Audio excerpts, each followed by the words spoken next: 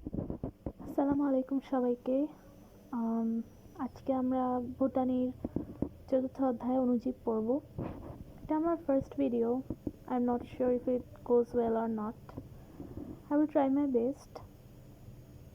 আমি চেষ্টা করব 10 থেকে 15 মিনিটের মধ্যে এটা শেষ করে দেওয়ার মানে আমরা জাস্ট ভাইরাস পার্টটুকু পড়ব, যতটুকু পড়া যায়। একটু বেশি সময়ও লাগতে পারে, আশা করি কোনো অসুবিধা হবে না। চলো শুরু করি। অণুজীবে শুরু থেকেই যে দাগানো লাইনগুলি আছে ওগুলি খুবই ইম্পর্টেন্ট, কারণ ওগুলি থেকে মেডিকেলে বিগত বছরে প্রশ্ন অনেক বেশি এসেছে, রিপিটেড কোয়েশ্চেন। তার মধ্যে আমি একটু পড়িয়ে দিই। যেমন জীববিজ্ঞানে যে শাখায় অণুজীব সম্বন্ধে আলোচনা করা হয় সে শাখাকে অণুজীব তত্ত্ব বা মাইক্রোবায়োলজি বলে।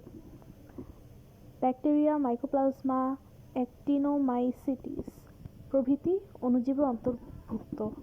এখন প্রশ্ন এমন হতে পারে যে কোনটি অণুজীবের অন্তর্ভুক্ত নয়, তখন তিনটা অপশনে থাকবে। দেখা গেল একটাতে দেওয়া আছে ব্যাকটেরিয়া, মাইক্রোপ্লাজমা, অ্যাক্টিনোমাইসিটিস, আর অন্যটাতে অন্য একটা কিছু নাম দেওয়া আছে।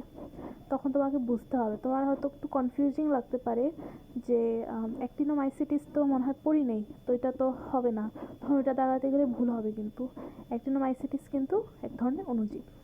তারপর এটা খুবই ইম্পর্টেন্ট যে অণুজীবের বিস্তারকে কি বলা হয়, এটাকে হচ্ছে ট্রান্সমিশন বলা হয়। তারপর আমরা একটু যাই,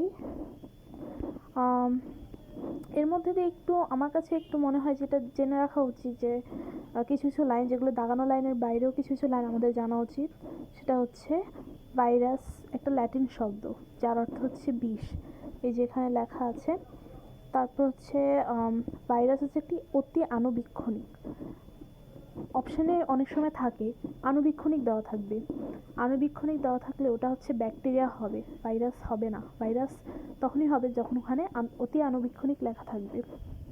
তারপর ভাইরাস কী কী অংশ দিয়ে গঠিত? ভাইরাস মাত্র দুটি অংশ দিয়ে গঠিত, একটা হচ্ছে নিউক্লিক অ্যাসিড আর একটা হচ্ছে প্রোটিন। তারপর হচ্ছে এই লাইনটা ইম্পর্টেন্ট যে ভাইরাস জীবদেহের অভ্যন্তরে প্রবেশ করে সংখ্যা বৃদ্ধির মাধ্যমে রোগ সৃষ্টি করে থাকে, কিন্তু জীবদেহের বাইরে নিষ্ক্রিয় অবস্থায় থাকে।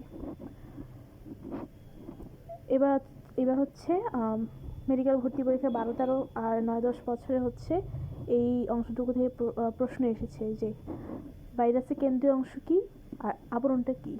ভাইরাস যেহেতু দুটি অংশ দিয়ে গঠিত, আগেই বলেছি, ভাইরাসের কেন্দ্রীয় অংশ হচ্ছে নিউক্লিক অ্যাসিড আর আবরণটা হচ্ছে প্রোটিন। ভাইরাস হচ্ছে অকোষীয়।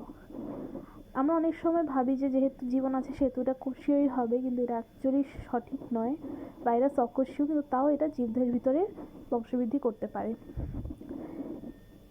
অকোষীয় অতি আণুবীক্ষণিক বাধ্যতামূলক পরজীবী বস্তু যা জীবদেহের অভ্যন্তরে সক্রিয় হয়ে রোগ সৃষ্টি করে, কিন্তু জীবদেহের বাইরে নিষ্ক্রিয় অবস্থায় বিরাজ করে। তারপর কিছু কিছু জিনিস আছে, এগুলি একটু জাস্ট রিডিং পড়বে। তারপর হচ্ছে এই লাইনটা খুবই ইম্পর্টেন্ট যে প্রথম ভাইরাস ঘটিত বসন্ত রোগের কথা উল্লেখ করেন কে? এটা হচ্ছে বিজ্ঞানী এডওয়ার্ড জেনার। সর্বপ্রথম আবিষ্কৃত উদ্ভিদ ভাইরাস হচ্ছে টোবাকো মোজাইক ভাইরাস, অর্থাৎ টিএমভি।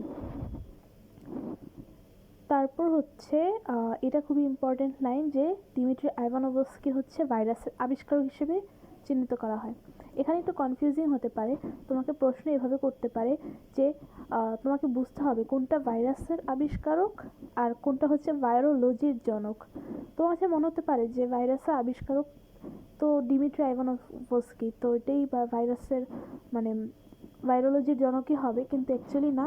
নিচে লেখা আছে এখানে যে এই যে এখানে লেখা আছে যে ডব্লিউ.এম. স্ট্যানলিকে ভাইরোলজির জনক বলা হয়। এটা কিন্তু বিশেষভাবে খেয়াল রাখতে হবে। আর যেগুলো হচ্ছে ইয়েলো লাইন দিয়ে দেওয়া আছে এগুলো জাস্ট একটু রিডিং পড়লেই হবে, এটা নিয়ে এত বেশি প্যারা খেতে হবে না। তারপর হচ্ছে এটা খুব ইম্পর্টেন্ট যে এইডস রোগটা কে আবিষ্কার করেন? এটা কিন্তু বিজ্ঞানী গ্যালো আবিষ্কার করেন। তারপর হচ্ছে এটা কিন্তু একটা ইম্পর্টেন্ট একটা কোয়েশ্চেন জিকের জন্য, যে তোমাকে জিজ্ঞেস করতে পারে যে পৃথিবীতে সর্বপ্রথম এইচআইভি বা এইডস কবে আবিষ্কৃত হয়? পৃথিবীতে বলে ওটা 1981 সাল হবে, কিন্তু যদি বলে যে বাংলাদেশে কবে হয় সেটা হবে 1989 সালে। তারপর এটা ইম্পর্টেন্ট যে মানুষের নীরব ঘাতক ব্যাধি হেপাটাইটিস সি ভাইরাসকে আবিষ্কার করেন? এটা হচ্ছে হার্ভি জে আল্টার। বিজ্ঞানী হার্ভি জে আল্টার মানুষের নিরোগঘাতক ব্যাধি হেপাটাইটিস সি আবিষ্কার করেন। তারপরে লাইনগুলি একটু পড়তে হবে। হ্যাঁ, এটাই ইম্পর্টেন্ট যে 2019 সালের শেষ দিকে নভেল করোনা ভাইরাস আবিষ্কার হয়। এ পর্যন্ত প্রায় 5000 ধরনের ভাইরাসের বর্ণনা রয়েছে। তারপর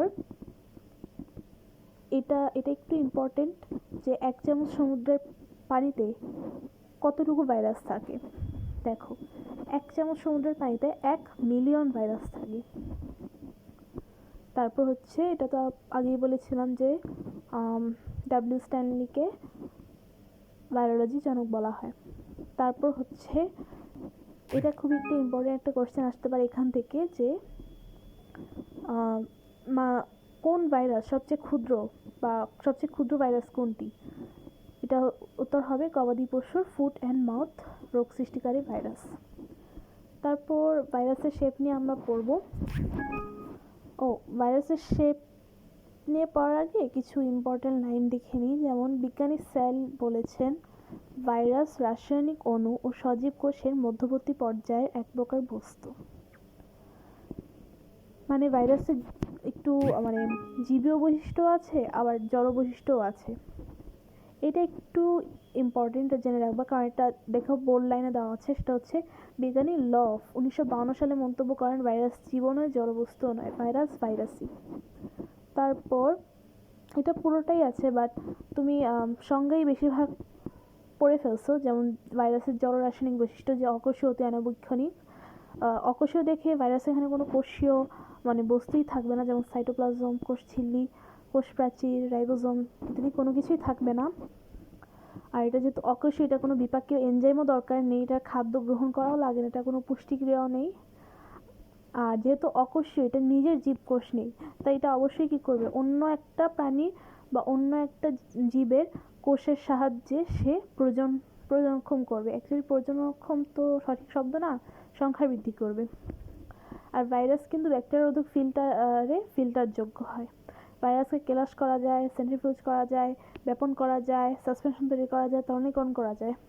এই যে কেমিস্ট্রির টার্মগুলো আছে, হ্যাঁ, এগুলি কিন্তু সব জড় রাসায়নিক বৈশিষ্ট্য, ঠিক আছে? এগুলো কিন্তু জীবীয় বৈশিষ্ট্য না। আর এটা খুব ইম্পর্টেন্ট একটা জিনিস যে জীবদেহের বাইরে ভাইরাস রাসায়নিক কণার মতো নিষ্ক্রিয়। তারপর অ্যান্টিবায়োটিক এদের দেহে কোনো প্রতিক্রিয়া সৃষ্টি করতে পারে না। এই জন্য যখন ভাইরাস ঘটিত রোগ হয়, তখন প্লিজ অ্যান্টিবায়োটিক খেও না।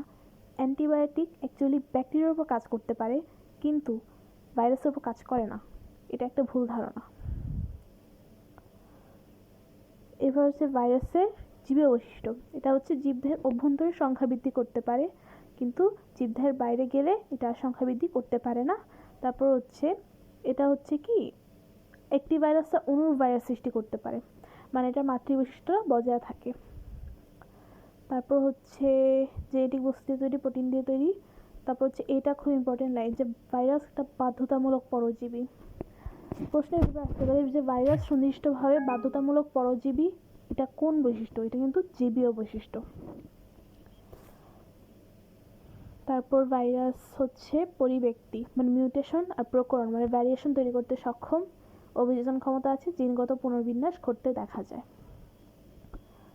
এটা ইম্পর্টেন্ট যে নোভেল ভাইরাসের জিনোমে যে ডিলিশন ঘটতে দেখা যাচ্ছে, ওটা অ্যাকচুয়ালি কী করে? ওটা হচ্ছে সংক্রমণ ক্ষমতাটা হ্রাস করে। এটা হচ্ছে নতুন নতুন প্রকরণ সৃষ্টি হচ্ছে। ভাইরাসকে এজন্যই হচ্ছে জীব আর জড়ের সেতুবন্ধন বলা হয়, কারণ এটা জীবীয় জড়ীয় দুই রকমেরই বৈশিষ্ট্য আছে।